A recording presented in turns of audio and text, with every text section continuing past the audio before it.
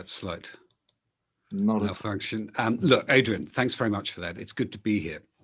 And I really do appreciate the invitation to give this talk, not least because of the independent stance of the Institute stretching over many, many years. As Adrian said, since 1938, NIESR has maintained a consistent desire to apply the social sciences, in particular economics, to inform public policy making. Now, as you can see from the title, today I want to discuss labour regulation, not an uncontroversial topic, and I want to try and rehabilitate the contribution of another group of applied social scientists, in this case industrial relations academics, highly influential in post-war debates around comparative economic performance. Yet, this group remains highly unfashionable today, especially on the left. And the independence of the Institute makes this a good environment to attempt to start a different discussion, especially given that today is International Workers' Memorial Day.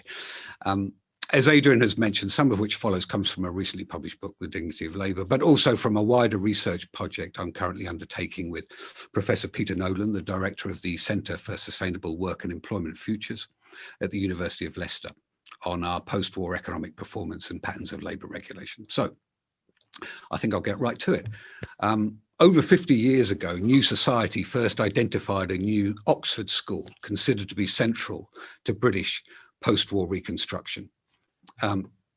It contained really 5 key figures based around Nuffield College: Hugh Clegg, Alan Flanders, Alan Fox, Bill McCarthy and Arthur Marsh. Other identified contributors were Ben Roberts, John Hughes at Ruskin, and key legal theorist Otto Kahn-Freund. A second generation included the likes of George Bain, Willie Brown, Richard Hyman, Rod Martin, and Roger Undy. Intriguingly, as early as the late 1940s, its key theorist, Flanders, described their social democratic approach to build an industrial pluralism as the third way. Obviously a phrase given greater prominence in the 1990s by the two Tonys, Tony Blair and Tony Giddens. For decades, this group influenced the development of government, especially Labour government thinking on economic and industrial strategy, pay policy, employment law, trade union reform, economic democracy, and much, much more. Basically, this group sought to build institutions to moderate unequal power relations at work, to civilise capitalism. And I reference this group tonight as I tentatively suggest we might want to try and do this again today. And one obvious reason is that if you glare at the newspapers, you realize that what Labour or political economists of the 19th century referred to as the Labour problem is very much in the news. A couple of weeks ago, 300, 400 British gas engineers lost their jobs for refusing to sign up to a new contract, terms imposed by the parent company. Under cover of the pandemic, companies such as Tesco's, Network Rail and branches of local government have also tried to use the same fire and hire tactics. That same week, Deliveroo boss Will Shue claimed his riders backed the boss's insistence that their couriers remained independent contractors without recourse to holiday or sick pay. These riders can make as little as £2 an hour on their shift, while the chief executive officer stood to make some 500 million on the float. The recent Uber judgment in the Supreme Court talked of the inherent power imbalances at the heart of the employment relationship that should be rectified. And you can cite numerous examples if you read the newspapers today. Just rewind back to last year. Within a few months of the onset of COVID-19, human labour was politicised in ways thought almost unimaginable through the preceding 2 decades or more. The market for labour stopped. The role of the state vis-à-vis labour was redefined. A Tory government had to step in and regulate who works, where and in what conditions. Not only that, but corporatism reappeared. The TUC re-emerged at the centre of economic life for the first time in over 40 years and helped to forge the most significant labour market intervention of living memory, a state furlough programme covering some 11 million workers. The point I make is the status and significance of human labour has been re-established and relocated at the centre of our political, economic and social life. Today, the labour question is again centre stage, and this is tied to questions of human dignity. Not only did the pandemic interrupt our work or stop it altogether, it also changed how we consider the work of others. We applauded care home workers, nurses, porters, orderlies, and doctors. We were moved by the sacrifice of tube, bus, and lorry drivers, cleaners, teachers, the police, fire service, frontline council workers such as welfare and housing officers, maintenance and refuse operatives, as well as delivery drivers, supermarket employees, and a host of others. These jobs became more visible and were granted a renewed standing. We recognize the dignity of this labour. Now, I readily accept that the idea of the dignity of labour is a deeply unfashionable term. Therefore, I should warn that most of, if not all of what I'm about to say is profoundly unfashionable as well. Such work as this is often poorly remunerated, performed by what people around Westminster often describe as the left behind, many of whom happen to be my constituents. We clapped in support of them. These vocations or callings gathered a certain renewed esteem. But dignity, although often thought to be about status or a sort of performative question of how you hold oneself or how you hold yourself, there is also something else deeper going on, something we acknowledge when we lose it, the violation of an essential humanity. It implies intrinsic human worth and acceptable moral standards in how we order society and live together. And these, of course, are questions of justice. So today I want to talk about labour and justice. And there's another factor that we cannot easily disregard. Before the pandemic struck, governments of both left and right persuasion had sunk into a stasis, bewildered by flatlining productivity. So today I want to make an argument and suggest this stasis is linked to an over-reliance on three words regarding questions of labour regulation: disease, miracle, puzzle. These words, self-evidently, are not neutral ones, and arguably have truncated our discussion of available policy options and shaped a political paralysis. Before I get into that, let me briefly return to the Oxford School. In 1964, the incoming Wilson government drew on the diagnosis of these industrial relations academics in the consolidation of British corporatism.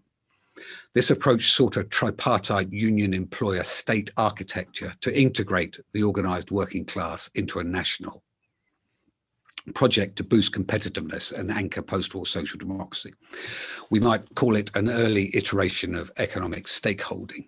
Many of these key figures had direct personal wartime experience of fascism, communism, and later German reconstruction, influencing their contribution to shaping post-war social democracy. I mention this now because later I want to turn to the status of labour today and the origins of authoritarian populism and threats to liberal democracy that we face today. Now, the clearest exposition of this school's thinking was found in the Donovan Royal Commission final report of 1968, a direct response to mounting evidence of comparative industrial decline and escalating productivity shortfalls. Donovan identified a pathway out of comparative decline to resolve earnings drift, unofficial strikes through innovative factory agreements to boost productivity and formalise labour relations. The report sought to reconcile competing systems of labour regulation, both formal and informal, by extending collective bargaining and removing barriers to union recognition and organisation. And this strategy to incorporate the working class into the governance of industry had earlier influenced the creation of the National Economic Development Council in 1962, the sectoral tripartite economic development committees, or the little neddies, to reverse economic decline, and the short-lived pre-Sterling National Plan of 65. Later, with the state merchant banks, such as the National Enterprise Board, and the wider corporatist architecture, the Health and Safety Executive, the Manpower Services Commission, ACAS, the National Board for Prices and Incomes. Later still, the Labour government of 74-79 re-embraced this tradition and sought to enact the Donovan programme through 5 statutes: Trade Union and Labour Relations Act of 74, its 1976 amendment, the 1975 Employment Protection Act, and the Sex Discrimination and Race Relations Acts. These analysts engaged in public policy not through abstract theory, textbook modelling, or economic algebra, but following extensive research into the practical realities of the world at work, literally the day-to-day study of how human labour was deployed and regulated. I raise this point because today there exists very little research into what is actually going on in the world of work. For instance, there was no original new research carried out for the 2017 Taylor Review of Working Practices. Compare that to the extensive research that was carried out and informed Donovan, or the high quality survey and case study research programs of the Department of Employment until the early 2000s. The National Board of Prices and Incomes from 65-70, the Commission on Industrial Relations 69-74, the Bullock Committee on Industrial Democracy 75-77, and later still the Low Pay Commission from 1997, all initiated substantial pieces of independent research into the world of work. Where we might ask then is the equivalent today, especially when the labour question is once again centre stage. I should at this point, in the interest of full disclosure, put on record some personal history to this. As Adrian mentioned, I gained an MA and PhD within Warwick's Industrial Relations Research Unit, a key institution within the tradition I'm referencing tonight. I joined in '89 the Labour Party's research department with responsibility for labour issues, and from 1997 to 2000, my job in Downing Street was working on labour issues, including the introduction of the minimum wage, new union recognition laws, working time regulation, the social dialogue, the social chapter, the relations with the TUC. And underreported at the time, and ever since actually, the influence of this so-called Oxford School could still be detected in the early days of New Labour. I actually remember one of the very first meetings I convened in Downing Street staterooms was of a small group to discuss labour law strategy going forward. It included Bill McCarthy, Labour employment spokesman in the Lords for the preceding 17 years, Nuffield Fellow, Donovan Royal Commission, head of research from 65 to 68. Bill Wedderburn was there, Labour spokesman in the Lords, author of the classic text, The Worker and the Law. John Monks, TUC General Secretary, central figure in the history of post-war corporatism. Ian McCartney, the new employment minister, intent on building new forms of social partnership reflected in the architecture of the then embryonic Low Pay Commission. All of these with a deep knowledge of post-war industrial pluralism. A discernible labour tradition could still be identified. And arguably today, no such memory or tradition exists in and around labour, with one notable exception, that of labour law expert and shadow cabinet member Andy MacDonald. To develop the point, early in New Labour, there were some noticeable interventions from within this tradition and achieved some notable successes. George Bain became chair of the Low Pay Commission. George had first come to the UK from Canada to study under Hugh Clegg at Nuffield, and George was later head of Warwick's Industrial Relations Research Unit. George brought in Willie Brown, another alumni of Donovan, Nuffield, Warwick, and another head of the Industrial Relations Research Unit. Some of the early union recognition laws, the regulation of working time, and other individual and collective rights firmly fitted into this traditional concerns of post-war pluralism. But the reality was that any initial influence of this group quickly dried up. The walls came in, the ceiling came down, because basically, brutally even, the approach was seen as anachronistic. To old Labour. We were New Labour and we inhabited New Britain. This stuff was too associated with the party's past, with periods of economic failure, with the notion of the British disease. If you go to the Encyclopedia Britannica and look up disease, it says any harmful deviation from the normal structural or functional state of an organism. A diseased organism commonly exhibits signs or symptoms indicative of its abnormal state. If you type British disease into your search engine, Wikipedia tells you, and I quote, in economics, British disease was a derogatory term to describe the period of economic stagnation in the UK in the 1970s. At the time, the country was widely described as the sick man of Europe. A lack of productivity of the UK economy was one factor behind Margaret Thatcher's economic reforms. Now today, if the sort of sick man of Europe tag is sprayed around to describe numerous countries. I looked at it this morning, and in a couple of minutes of searching, I found a host of references to Spain, Portugal, Italy, France, Greece, Finland, Scotland, often in the pages of The Economist or in the American business press, it's sort of lost its potency. It's become a sort of throwaway term. Not so historically. You can trace it back to the mid-19th century to describe the Ottoman Empire, later to Weimar Germany.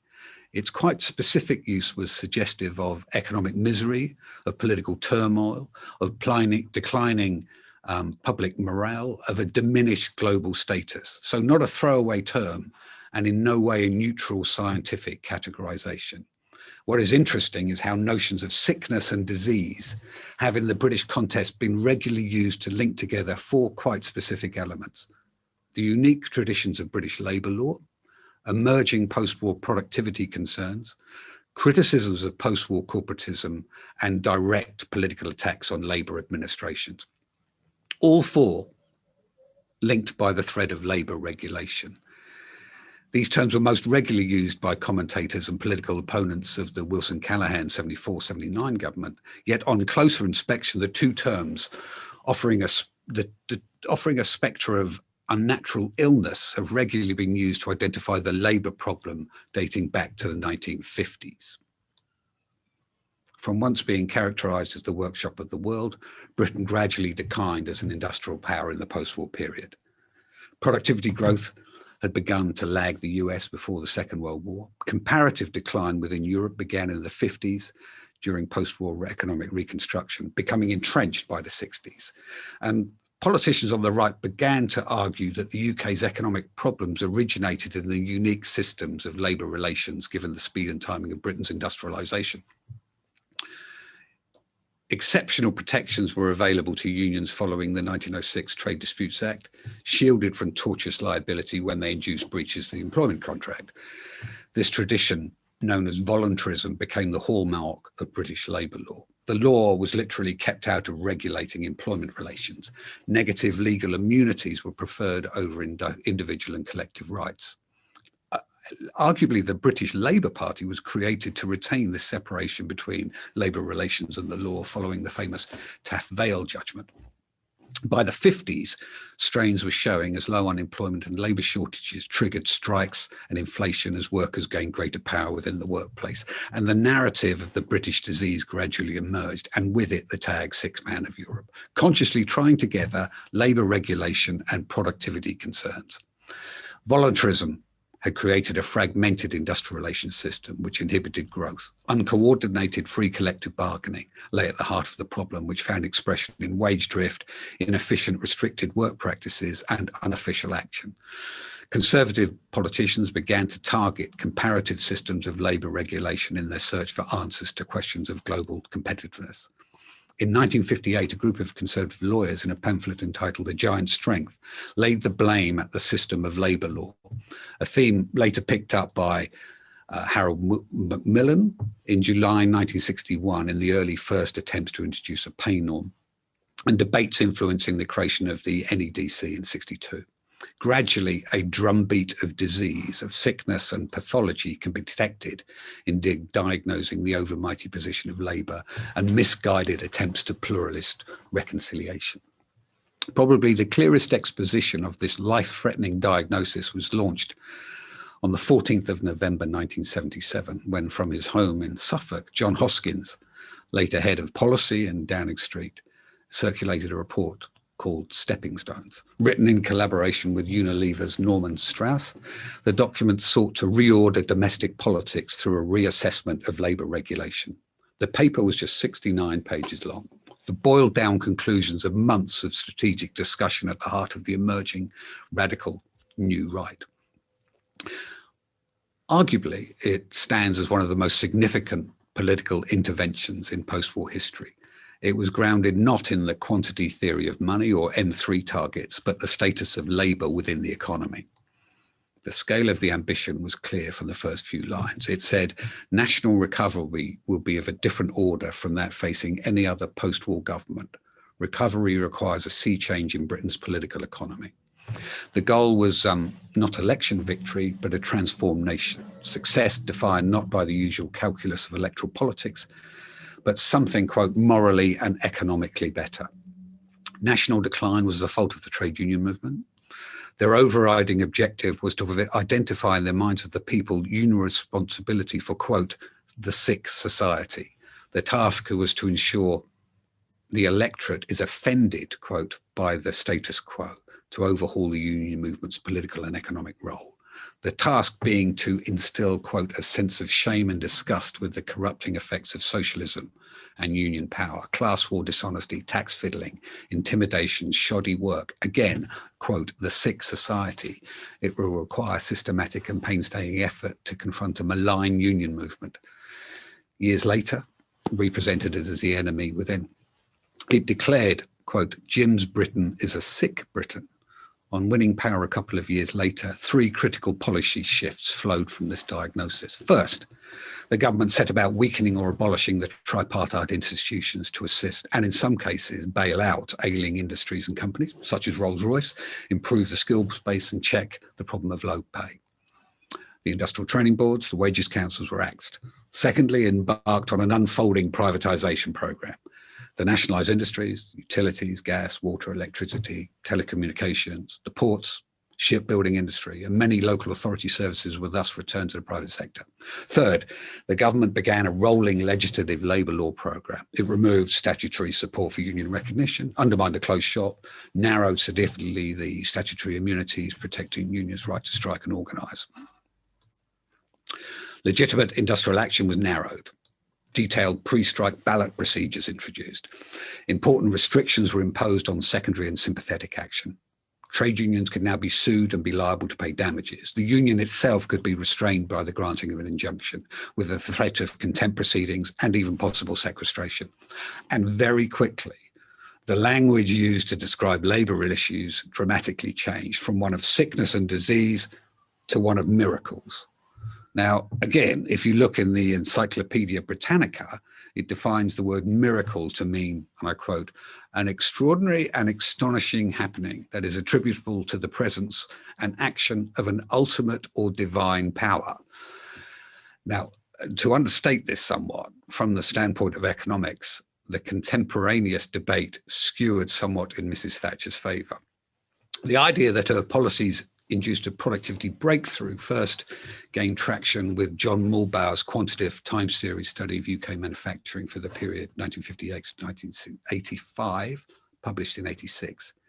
He detected a significant upward lift in annual productivity growth from the third quarter of 1980, stating the improvements in industrial relations consequent on tougher union laws had produced the performance uplift. This was to form the empirical basis for the so-called miracle thesis. Muhlbauer stressed the significance of changes in the intensity of work.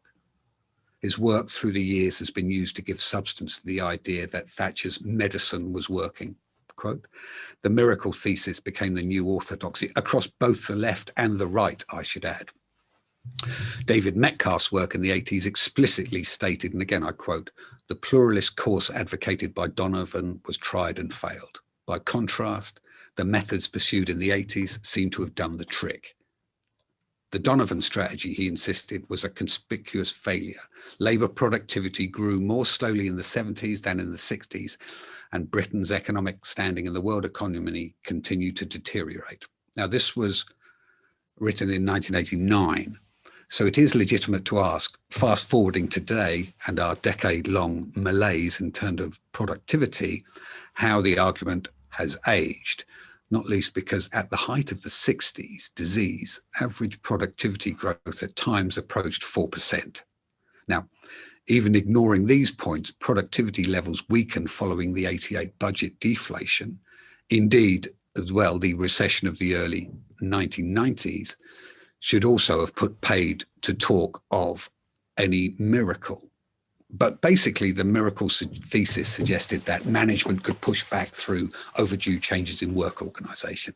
Management had become far more aware of the need to utilise labour more efficiently.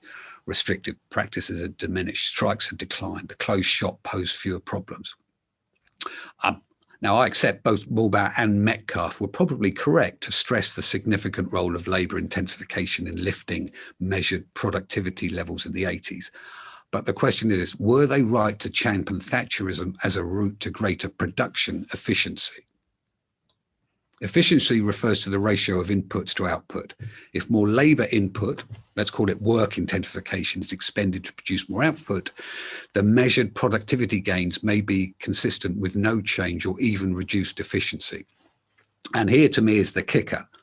By enabling employers to make short-term gains in productivity and profitability, Margaret Thatcher's offensive against labour may have reduced the pressures on firms to undertake the investments in physical and human capital and research and development which support sustainable growth. In short, far from eliminating the sources of decline, the strategy arguably could have had the effect of consolidating existing weaknesses.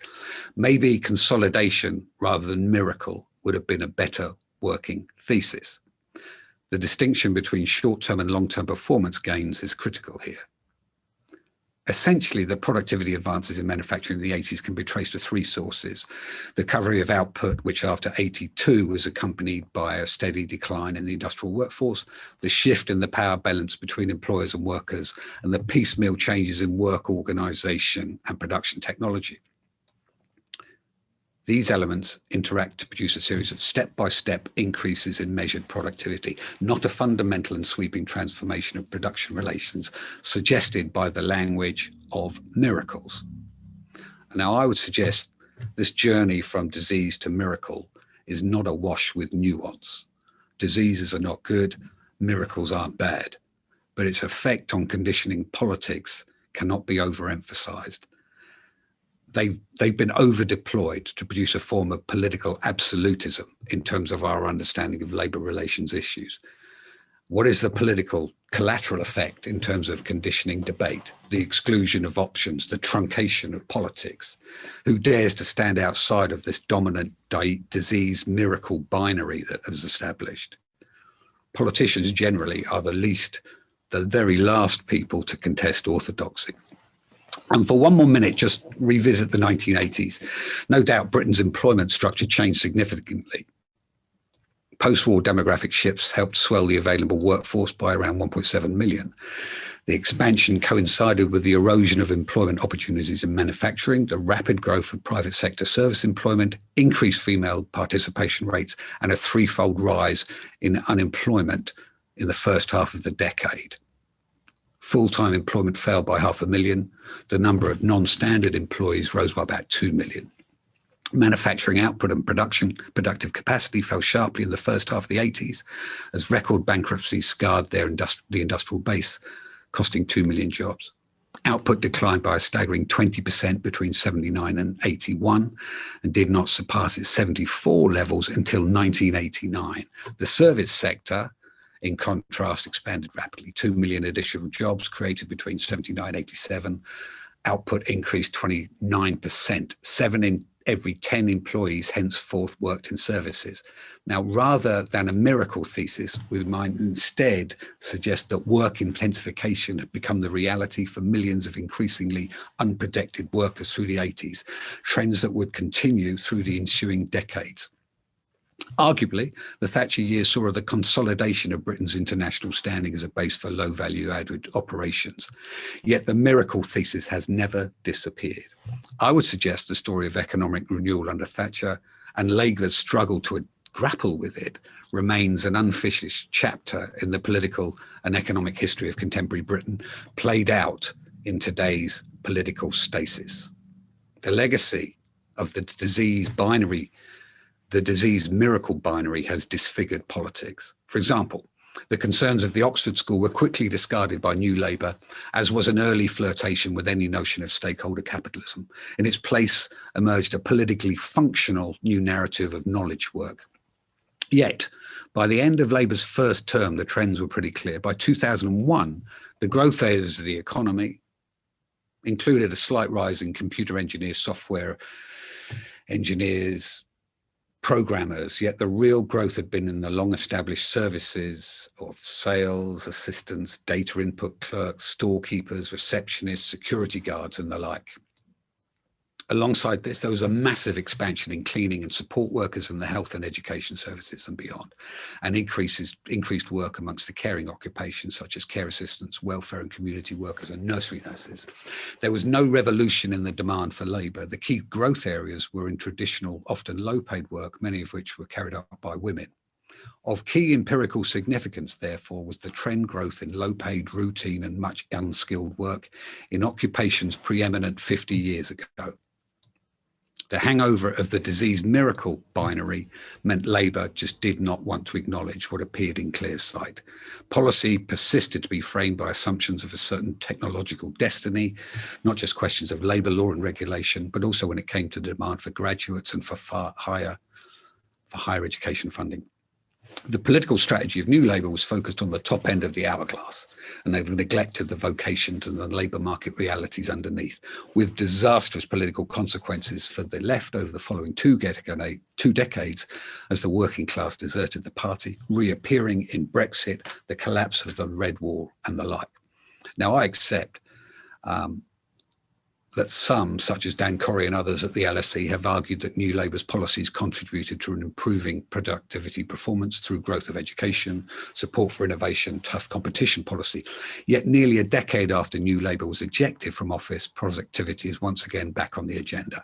Since 2008, there's been an unprecedented fall in productivity.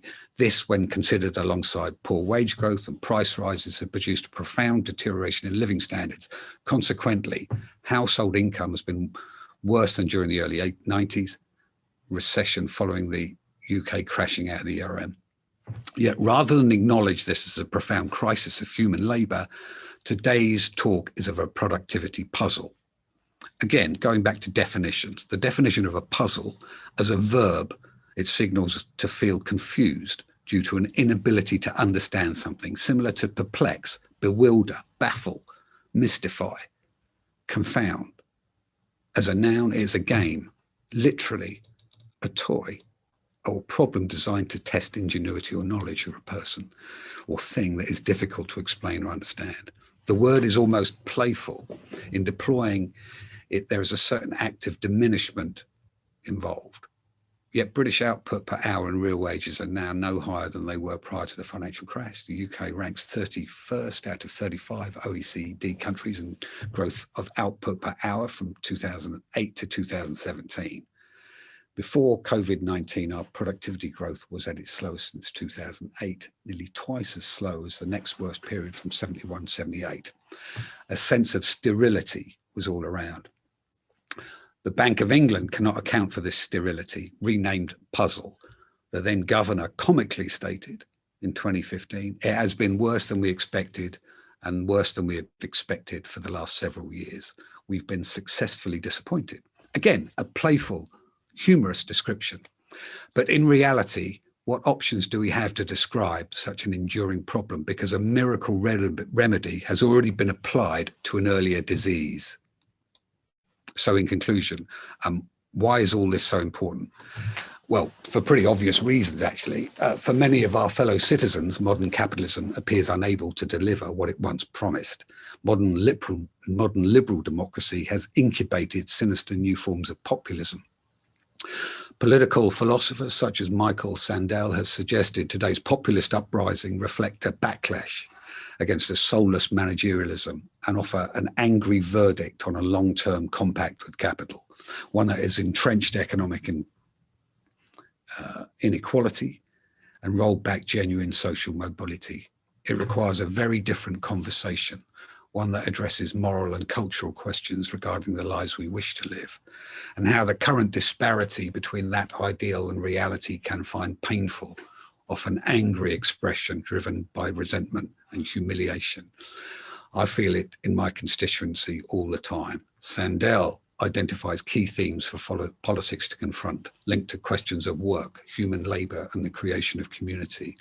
First is the need for economic strategy to engineer inclusive growth.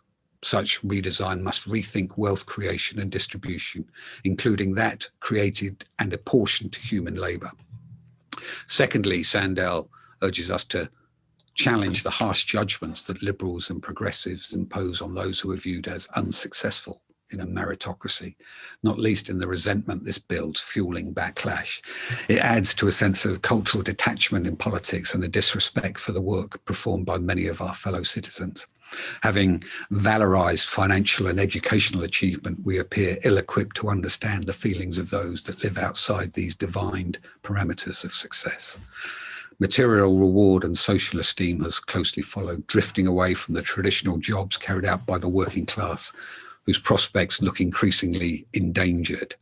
We are told that technological change might further erode the dignity of such work or render it obsolete. Much of the progressive left have embraced such thinking. We find solace with a false technological nirvana, for instance, by post-work theorists who embrace UBI to take us there. Such an approach can suggest a certain disdain for jobs not considered worthwhile, reinforce the detachment of progressive thinking, and help build the forces that driving authoritarian populism. Overall, to challenge the modern story of dispossession and abandonment offered by the populist right, we must forge a new progressive, positive reimagination of community and nation, anchor around a new politics of rewarding dignified work. And this, to me, is where the rubber hits the road. The three words that best sum up post-war debates around productivity and labour regulation, disease, miracle, puzzle, conjure up images of a pathological condition, a divine rescue, and a benign enigma. But what are the moral or ethical consequences of the way we've used these words? Disease requires an emergency response to avoid life-threatening outcomes. Miracles are suggestive of awe and reverence, while puzzle denotes an almost humorous, benign bemusement.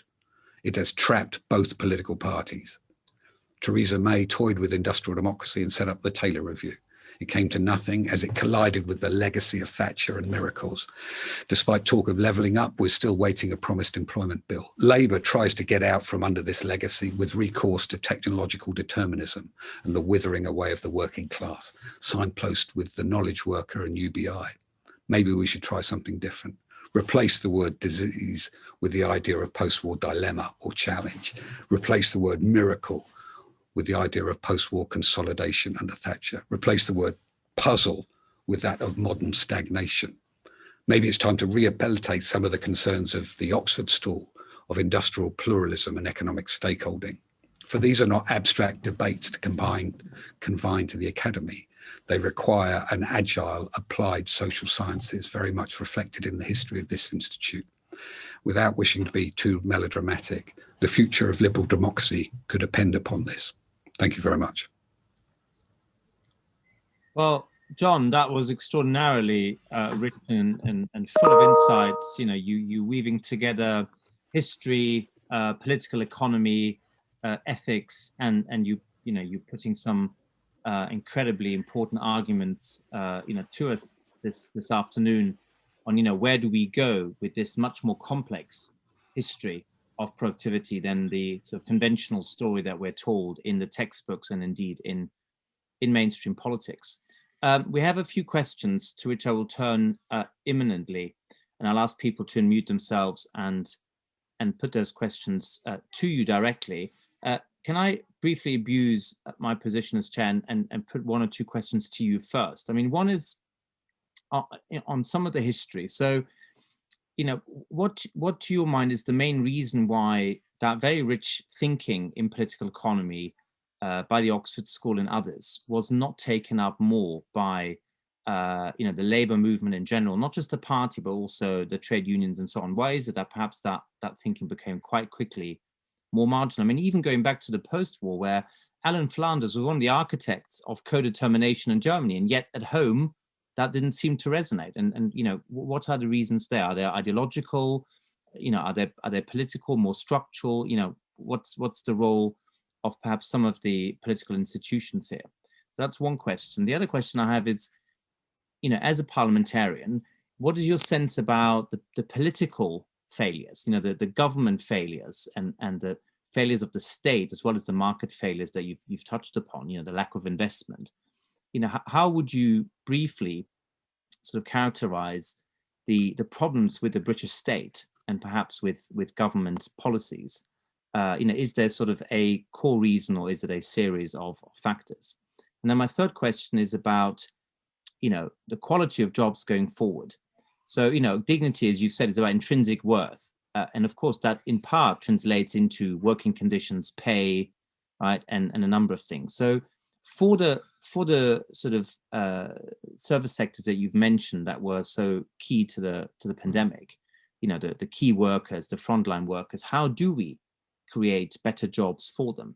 How do we raise wages and skills and indeed societal recognition?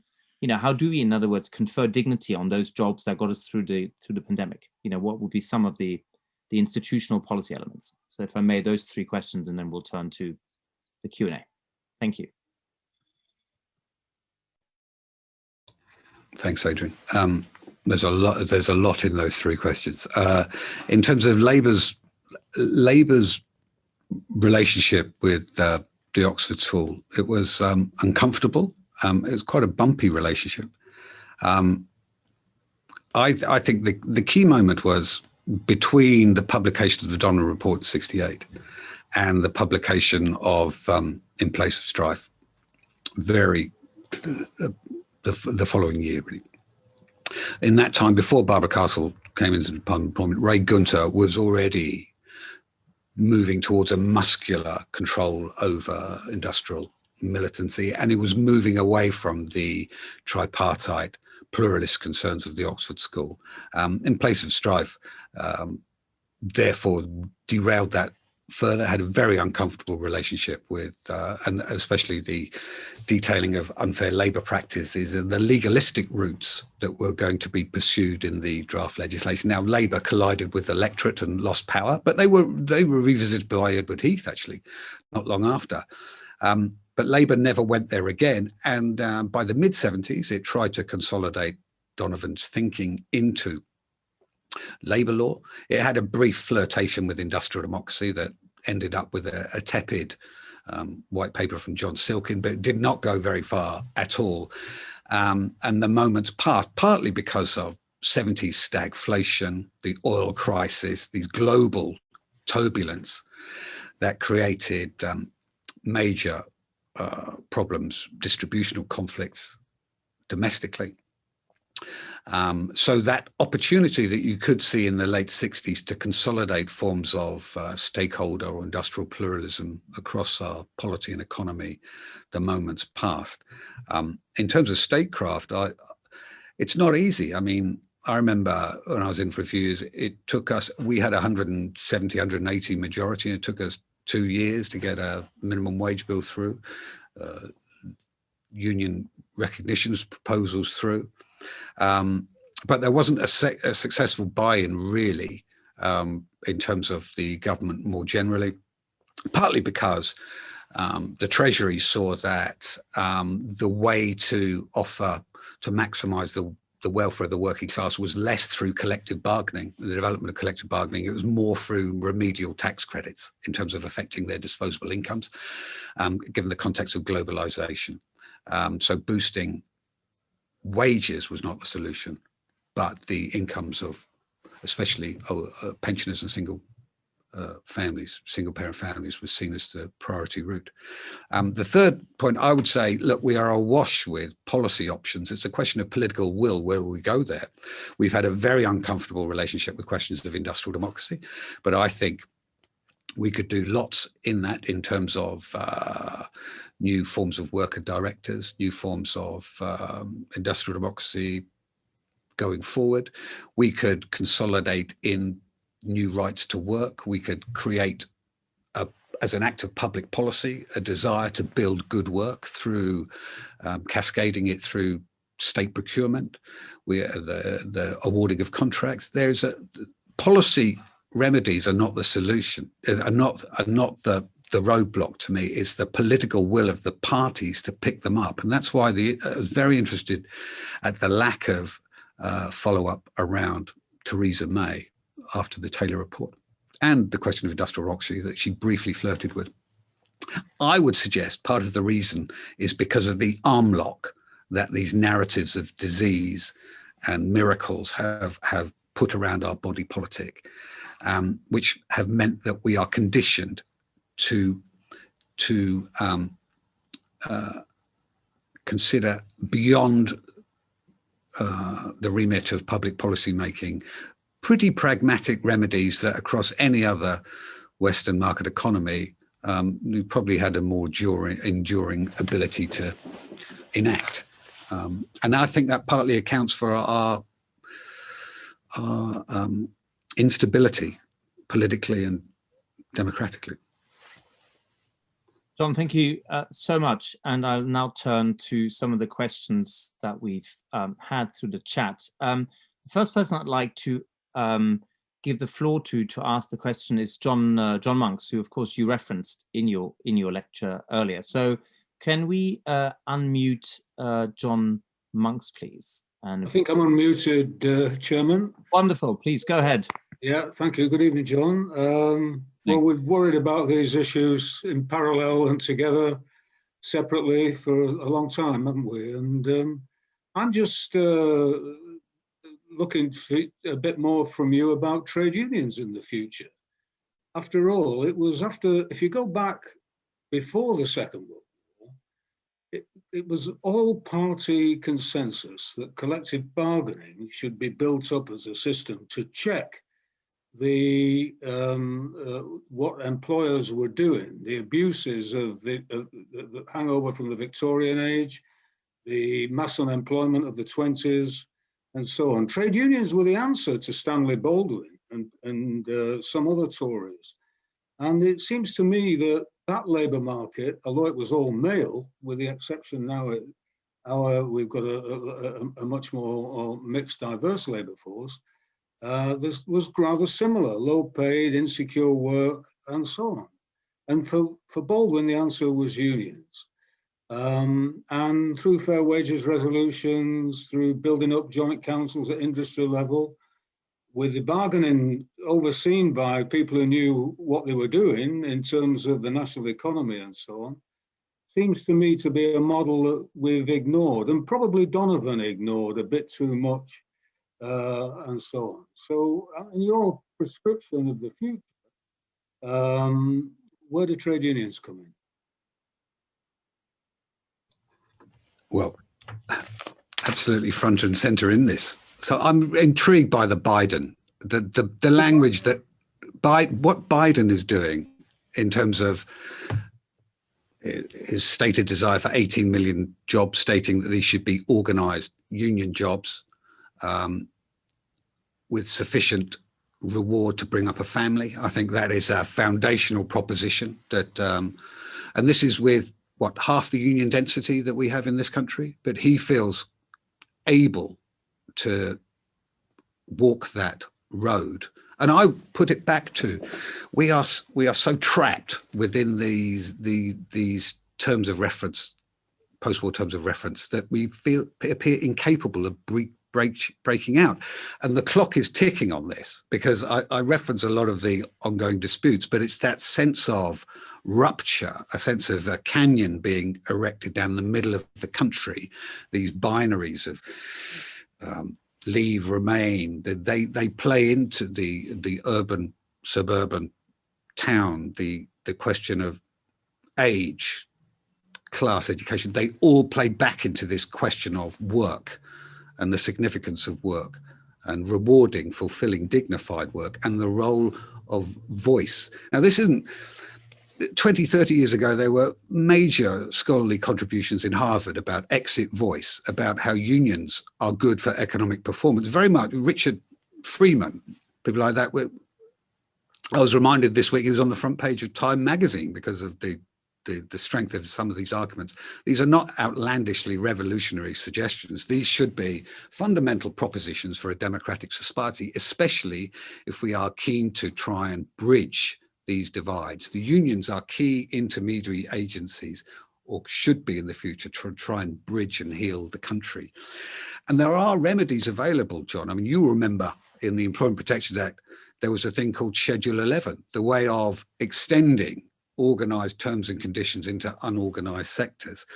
There are obvious forms of industrial democracy You can reclassify the definition of the worker. There are loads of remedies that are out there. I just feel that we should confront the elephant in the room, which is the political paralysis that locks in a specific mindset regarding these issues, which was not the hallmark of social and economic policy immediately after the war, as you so rightly point out, but it gradually was excluded from the mainstream because of the way it was framed around the pathology of illness versus the miracle cures through deregulation, confronting these enemies within. And we have to,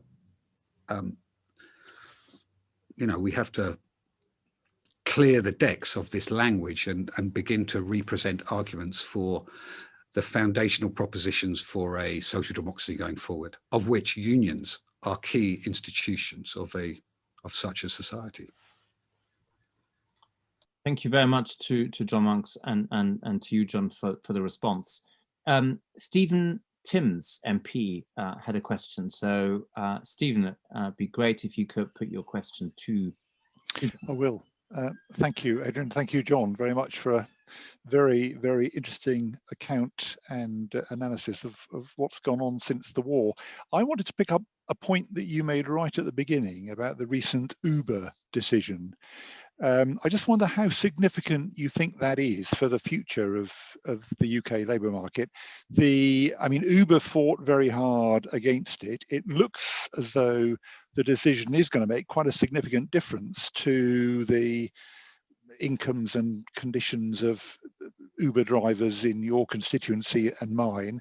But on the other hand, as you say, Deliveroo thinks they can carry on as they've always done.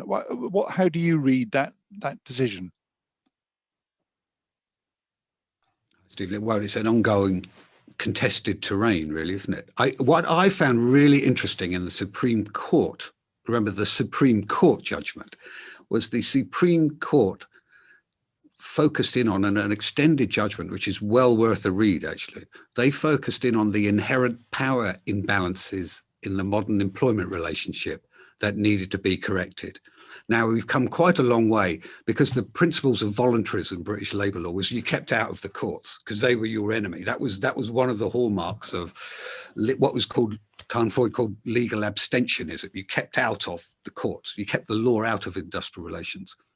It's come some journey where the Supreme Court now are saying to politicians, the employment relationship in its current forms is inherently unbalanced, and this needs to be corrected. And that, I thought, was the real takeaway from that. And that should have given an opening to politicians of whatever persuasion to say, look, we're going to listen and think again about this. Because it is profoundly shocking, the forms of modern dispossession at work and the degradation of our fellow citizens. And that's why these are fundamental issues of dignity, not in the thinner sense of status, but in a more profound sense of what we tolerate as a society, because that goes to the foundations of justice, and whether we live in a just society is revealed by what we tolerate and what we confront. And I would want to see that Supreme Court judgment as a green light, so politicians of all persuasions to say, this we will not tolerate. Because technology is not destiny. These are political choices for us to make as we go forward. And what we tolerate shines a light on who we are. Thank you very much, Stephen, for your question. And can I also put on record our thanks for your contribution to our recent volume on future fiscal frameworks, where you provide a fascinating testimony of your time as Chief Secretary, and again, the political choices involved in how to organize public expenditure. And that has also, of course, huge ethical implications. So our thanks for your contribution there. And we'll put a link to that volume in the chat for everyone to have a look if they're interested. Thanks again, Stephen. The next question is from Yvonne Esterhazy. She's asking about dignity of labour and high quality vocational training. So can we bring Yvonne in, please? Yes, hello. Hello, John. Thank you very much for your interesting talk. I was just wondering, dignity of labour, for me at least, is closely tied to high quality vocational training. You might not agree, but for decades, British governments on the left and right have identified the problem. There's no good vocational training in the UK. They've complained about the lack of good apprenticeship systems and often mentioned a dual vocational education program in Germany. I'm German, so full disclosure. I'm not thinking that this is something that you can copy, but I would like to ask you, why do you think have many governments in Britain never really tackled that problem properly?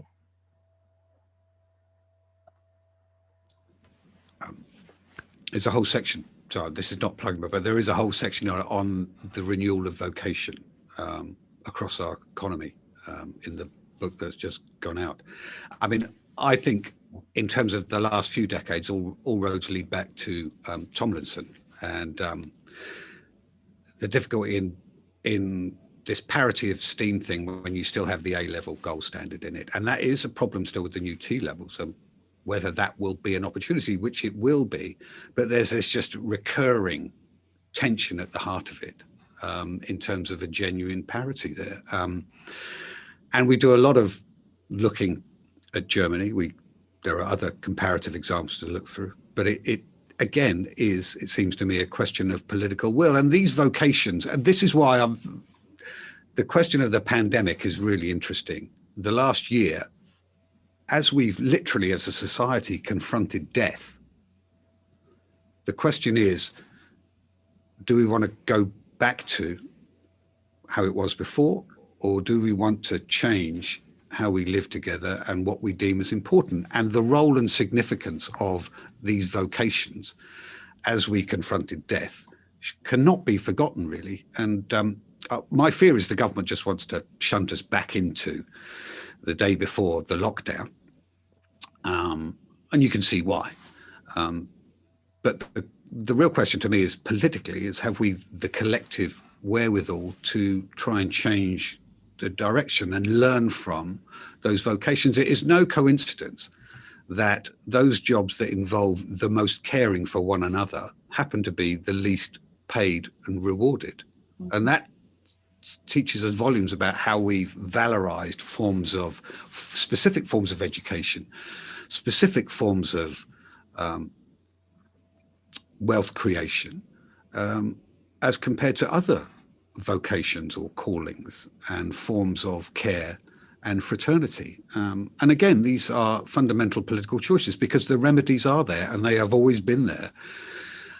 And once again, I go back to what has contracted the political conversation and limited the capacity of politicians to try and reset some of the sort of industrial and economic and architecture around labor in this country. And my specific view is that this question of disease versus this question of miracles is quite a useful frame to revisit some of the paths not traveled and the missed opportunities. One of which was, I always think this is a moment that signaled a path not traveled, was when John Monks ended up going to the ETUC and leaving the TUC. I thought that signaled that road is shut for the next period of time. But the question for me is, can this pandemic open doors and allow us to return to marginal or exiled traditions, rehabilitate traditions of thought, ideas, remedies, and use the experience of the last 12 months to shine a light on some of those paths that we have not traveled?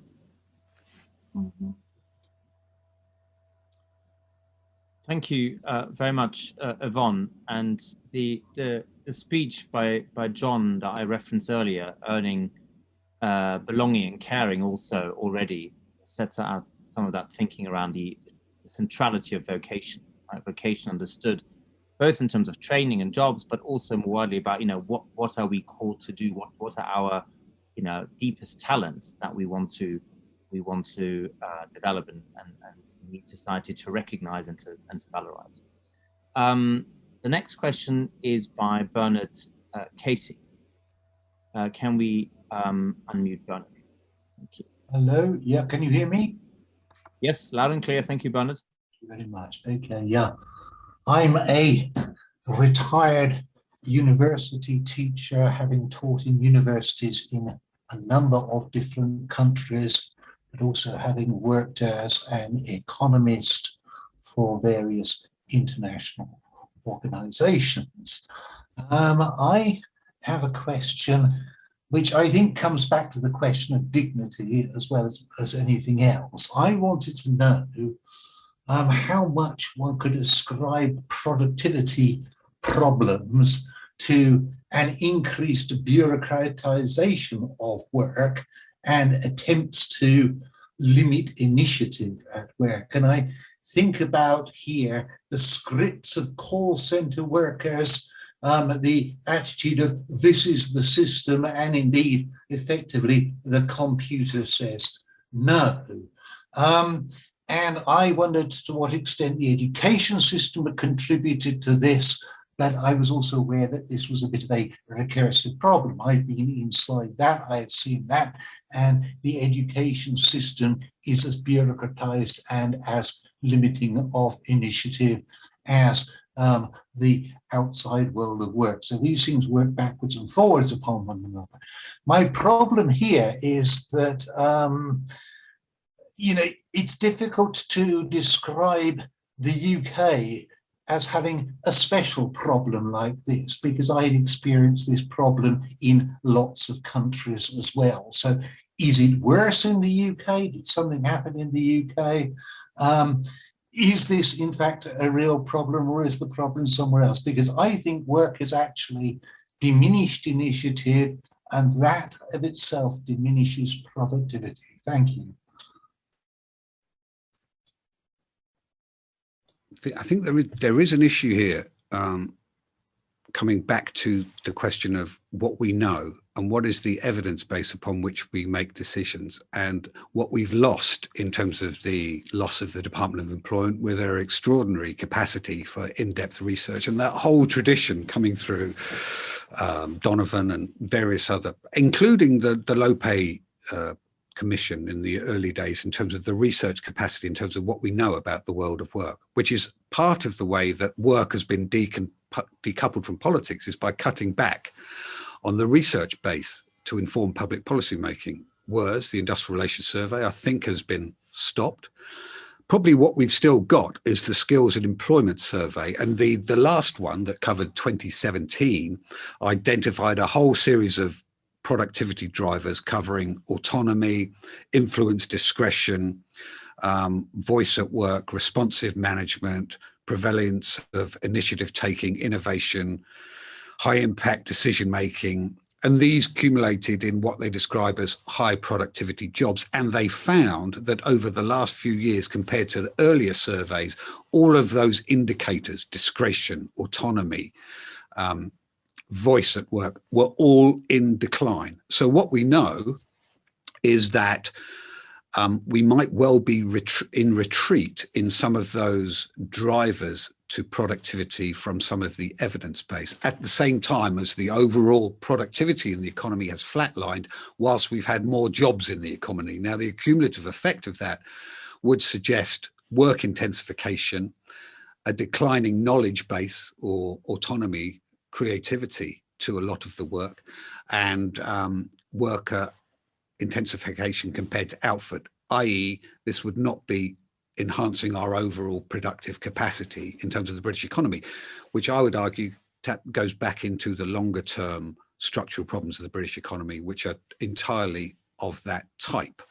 So therefore your point about dexterity, creativity and control over your job is actually captured on some of the data we know about what has happened in the world of work over the last few years. But I wanted to ask about the contribution of the education system because as well to this, because as I say, this seems to this seems to be a recursive problem that, you know, we're not teaching people to think anymore. Inside universities, it is a problem inside schools because you're required to teach to systems, teach to exams. That generates an output which then goes out into the world of work, and then it reproduces itself in the way it treats workers and so forth. So this is a horrible feedback that I'm concerned about. And what I wonder is, you know, is this UK peculiar? Because I think I've seen it elsewhere. Thanks. Wouldn't know about the comparative evidence about it, but I think in terms of the overall structure of the contraction of the curriculum, the rigor of the exams, the inspection regimes. I mean, I have two sisters who are teachers, and they told me precisely the same in terms of the forms of learning that are rewarded and the lack of creativity that can be the consequence of such forms of learning. I take your point. I'm not an educationalist, but it seems to chime with some of the wider points I've been trying to make this evening. Thank you, Bernard, and thanks again, John. Next question is by Tony Brophy. Tony Brophy, please.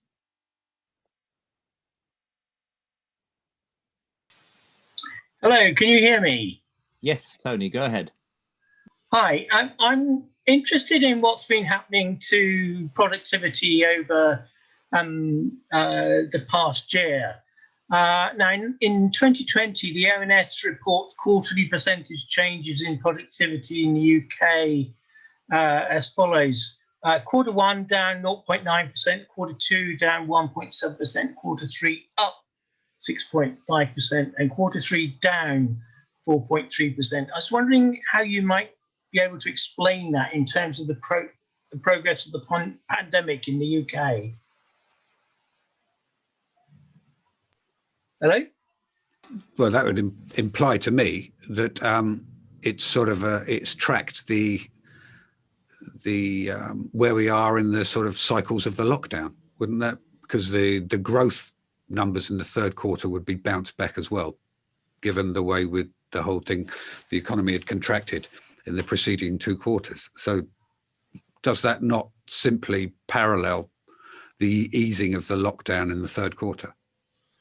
It's just the scale of it in the third quarter. It's up 6.5% compared to the other drops. Well, personally, I wouldn't find that surprising, actually. But given that the way we've sort of ricocheted through being locked down, and it's a sort of on-off button that's been hit from time to time, would show up in the statistics, I guess. Okay, thank you. Thank you very much. And I think what will be interesting is when lockdown is eased and then lifted altogether, you know, what those numbers will do. And I think we'll then have a better sense of, you know, what's happening to labour productivity and UK productivity as a whole, you know, following that year and a half of pandemics. Very interesting question. Thank you. The next question is by Tony Curzon. Thanks, John, for a really fascinating lecture. I was wondering that one thing which you mentioned but didn't emphasize very much about a big change post 79 was in terms of free movement of capital and free movement of goods, and you know the degree to which that might have put workers in the UK in competition with workers internationally in working conditions that have much less dignity. And do you believe that we have to reverse some of that globalization in order to achieve the kind of dignity that you talk about? Or do you believe that it's possible to be done in the non-traded sector, in the service sector only, etc.? Do we need to reverse globalization, or is it possible to do with globalization in a single country? That's a very good question, because I don't know if John Monks would agree about this, but if you were to argue why that legacy of Donovan wasn't retained within the new Labour government after the first couple of years, I would argue it was because of the thinking of the Treasury. And the basic argument went something like, globally, real wages are in decline given the effects of globalization, which is overall a benign thing. So therefore, as I mentioned earlier, to alter the disposable incomes of families, the traditional Labour vehicle was the extension of collective bargaining as an act of public policy. And in contrast, that would price workers out of jobs given the changing environment. So the alternative is for a more creative use of tax credits to provide back-end redistribution to working families. Now, that was the thinking, and I can understand that I can understand why you could reach the conclusion that, paradoxically, Donovan-style interventions, traditional industrial pluralism, could actually undermine precisely what you want to do, which is to, redistribute to working people. I disagree with that whole theory, but that was the theory that was in play at the time. Now, that has the consequences of that are quite dramatic if you play that out, because there is a leveling down element to that. Or it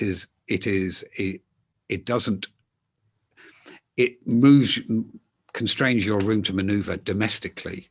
There is no sort of capacity to push back against that in terms of your domestic strategy. I disagree with that. I make the argument that the danger with that is that consolidates the long-term low wage, low productivity tendencies within the British economy. So by doing so, you allowed employers to free ride. It's no surprise that the wages, the stagnation in wages occurred in a very similar time to the tax credit regime's introduction. It allowed free rider issues that we didn't really anticipate. And at the same time, it didn't push back against the structural problems about low wage, disorganized, unprotected workers, especially in the service economy. There's a wider issue, actually, corresponding to that, is about our international obligations in terms of our trading obligations and the role of promoting labour regulation and labour standards globally in a globalised world, which should be the corollary of a benign globalisation, if you want, in terms of international trade agreements and the like. Actually, Lisa Nandy, the Shadow Foreign Secretary, she'll be making some speeches very soon, which she will put to the forefront the question of labour rights as a cornerstone of future international policy for labour. So there is a join there in terms of your domestic and international strategy and its coherence. Thank you very much, Tony and John. We've got about 10 minutes and I think at least 5 questions left. So if you could keep the questions as concise as possible, that will be hugely appreciated. The next question is by Glenn Bramley. Glenn. Okay, a question about, it could be argued that Germany in the post-war period followed a much more appropriate path in terms of the type of industrial organisation and co-partnership type approaches in the UK, and on the face of it, their economy, suffered much less deindustrialisation. Do you think, from a perspective now, that there is still much to be learned from that experience, and why are we so reluctant to learn from Germany? Yeah, I do. I was reading John Kampfner's book. I don't know if you've read it, about what can we learn from Germany, which is a great read. I think he picks out 6 key issues, and one of them is the architectural issues around the economy in terms of the vocational elements, but also the devolution and the Lander arrangements in terms of trying to push back against the concentration of power and decision making across the British Isles. So, they're big issues that contrast to a sort of North American capitalism that we've sort of incubated here, which has made us paradoxically much less resilient when the squalls roll through as they did in 2007-8. So a more robust capitalism could be built on having more stronger footings in the ground in terms of patterns of labour regulation, devolution of power, decision making, devolution of finances, regional banking, et cetera, et cetera, et cetera. So there are many lessons to be learnt. And I think empirically that would be backed up in terms of our comparative economic performances right throughout the post-war period till today. Thank you very much, Glenn. Howard Gospel.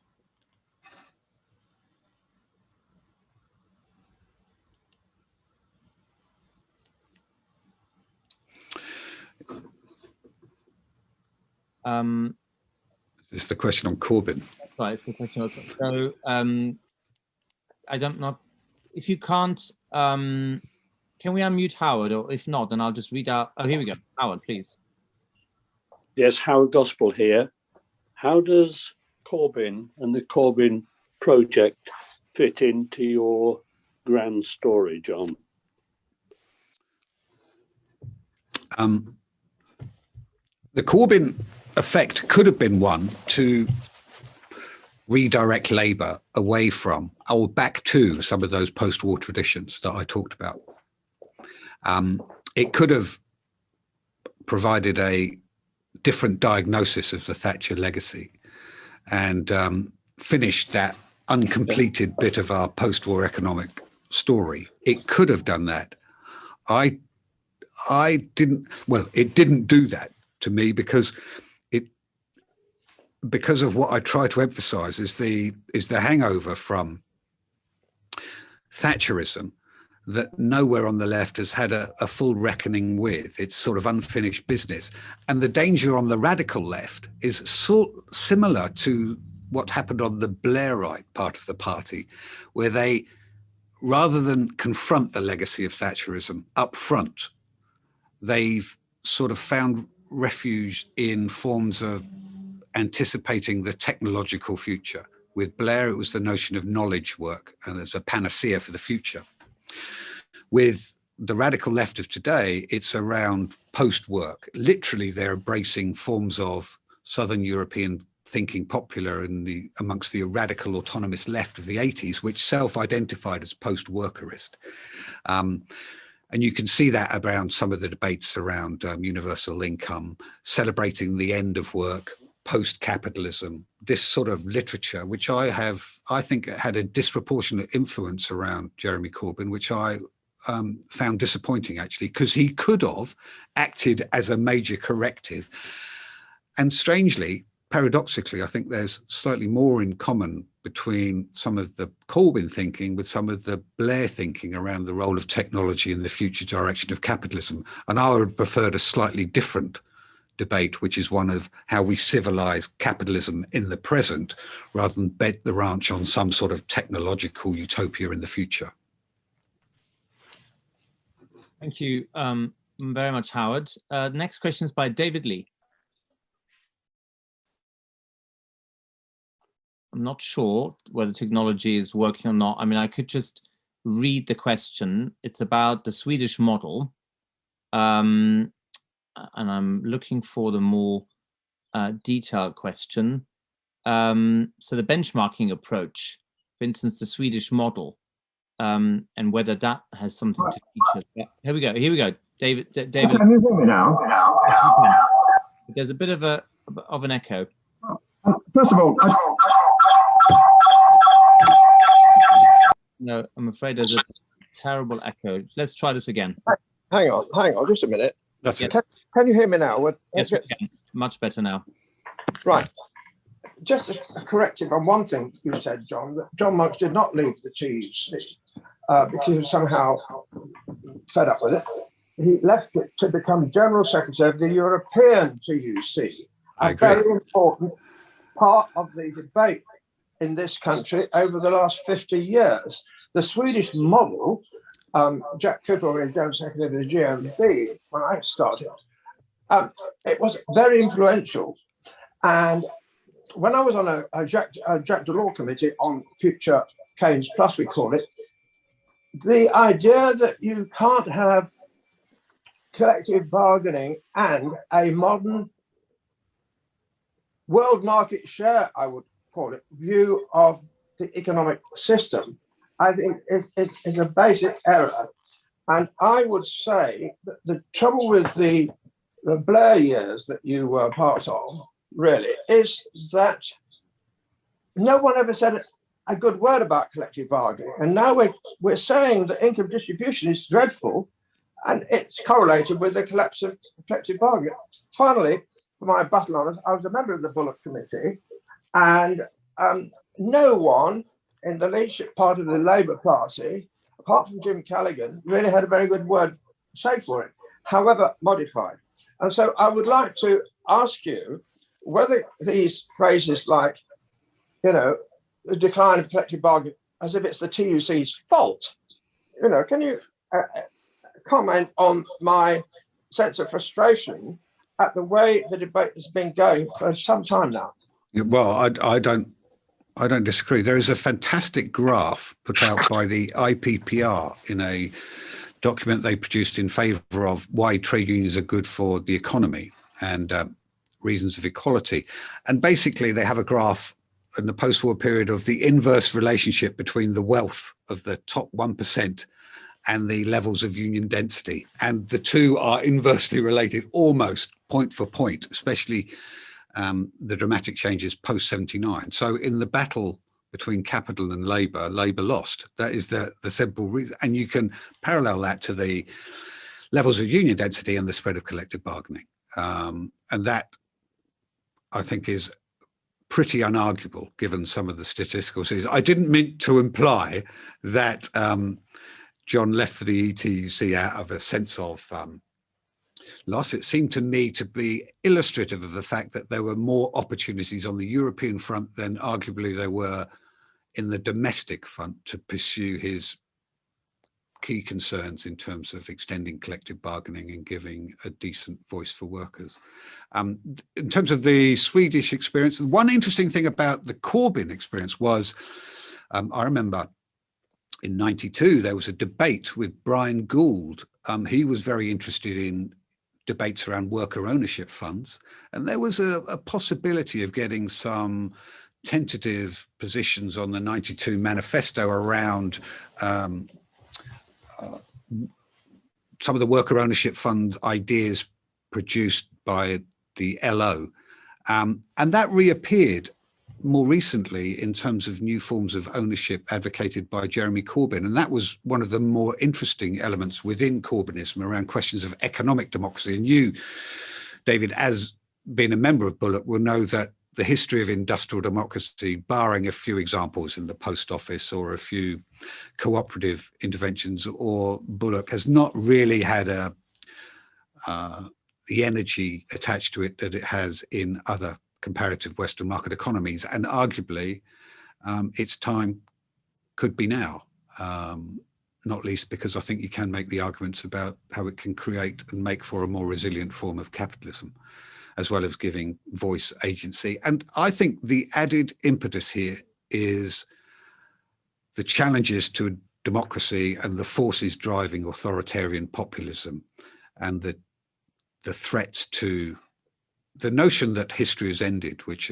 was a sort of drumbeat of the late 80s, turn of the century then, rather that history has been upended. And some of the most important political philosophers on the planet now are now saying that the way to resolve or unknot this lies in questions of dignified work and rewarding work and protecting workers and giving them voice and agency and autonomy over their work. And that is really the path not travelled since, well, you could say 79, but you could say a bit earlier in terms of the question of industrial democracy, which was collective bargaining was the British labour movement's route to industrial democracy, and there were alternatives. But because of the unique speed and timing of Britain's industrialisation, it created a voluntarist tradition as compared to the sort of individual and collective rights models favoured across the continent.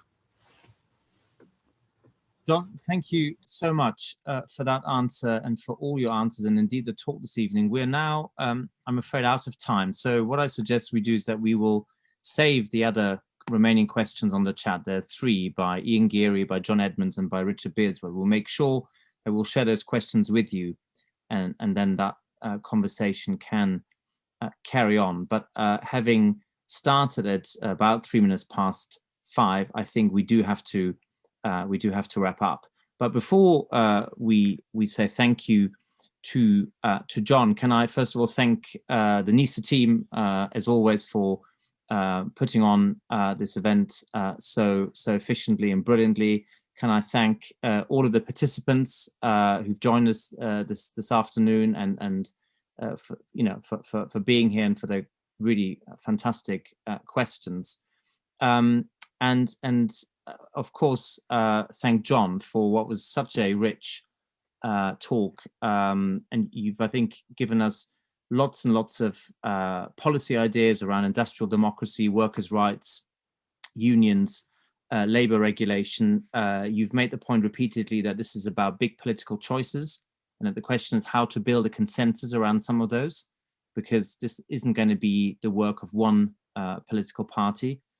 This is going to have to be done on a cross-party consensus. And I think what I was most struck by is what you said at some point, and that was that, what we tolerate as a society tells us something about who we are.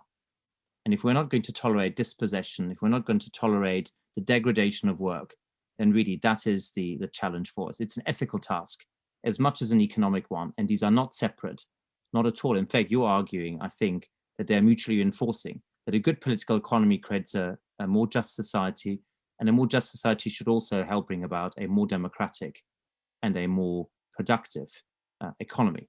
So we couldn't have hoped for a richer inaugural lecture by a more engaging parliamentarian. So great to have you with us, Jon. Thank you very much. We look forward to involving you in future work. One of the things we are going to be doing at NIESR, and I will conclude on that, is we're going to be hosting a productivity commission. This is part of the Productivity Institute work. And our Productivity Commission will be taking evidence on key policy issues, and will hopefully bring a lot more evidence and alternative economic theories and concepts to that debate, so that those choices can be laid in front of decision makers, and hopefully the political will can be built over time so that the right policies are adopted, and that productivity performance that you've so rightly diagnosed is so poor in the past and the present can finally be addressed. Because productivity, as you have also said, is a question of prosperity. It's a question of a more of a stronger growth, stronger wage, higher productivity economy, which ultimately will help create a more just society. So thank you very much, Jon, and thank you to everyone. Have a very good evening. Bye-bye.